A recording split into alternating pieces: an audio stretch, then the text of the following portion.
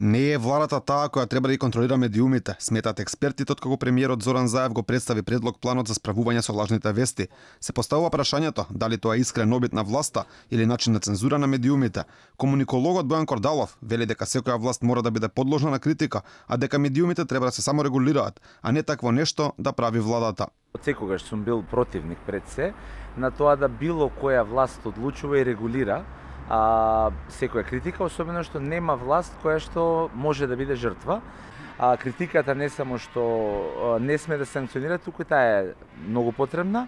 Секако дека доколку станува збор за пречекорување на права, доколку станува збор за пречекорување на надлежности, постојат закони, затоа нема потреба дополнителна регулација, туку едноставно правниот поредок треба да си го земе своето. Спорен дел од планот за експертската јавност е што значи поимот напад врз демократијата. Кордалов вели дека за точна дефиниција што значи тоа, треба да се праша владата. Мора да се дефинираат работите, заради тоа што напад врз демократијата е многу широк поим и секако треба да биде, повторно ќе кажам, гледан само во рамки на уставот и законите на демократијата, не пошироко. Меѓутоа за точна дефиниција што сметат по тоа ќе ги прашате во владата.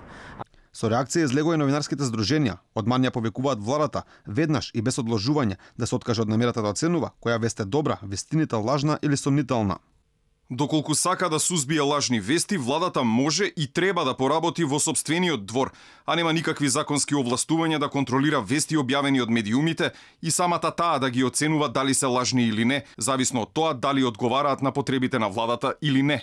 Од ЗНМ изразуваат загриженост за најавата за корегулација, воведување на критериуми за акредитирање на медиуми кои ќе имаат право да ги следат владините настани, како и формирање на акцијска група за борба против дезинформација со проблематичен состав и улога.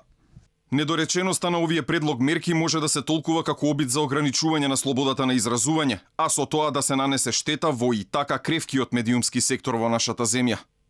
Од ВМРО ДПМН сметаат дека со овој предлог план Заев и СДСМ сакаат Македонија да ја направат како Северна Кореја, дека се плашат да бидат откриени за целиот криминал кој го правеле, па затоа носеле вакви планови со кои медиумите се соочуваат со уцени, закани и цензура.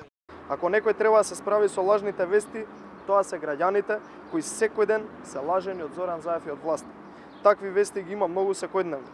Зоран Заев, ангажирајќи ги сите државни институции под негова контрола, сака да го угнете народот и новинарите и медиумите и како што гледате сака да воведе цензура. Од опозицијата велат дека ваквиот план на Заев не може и не смее да успее, а тие биле оние кои такво нешто нема да дозволат.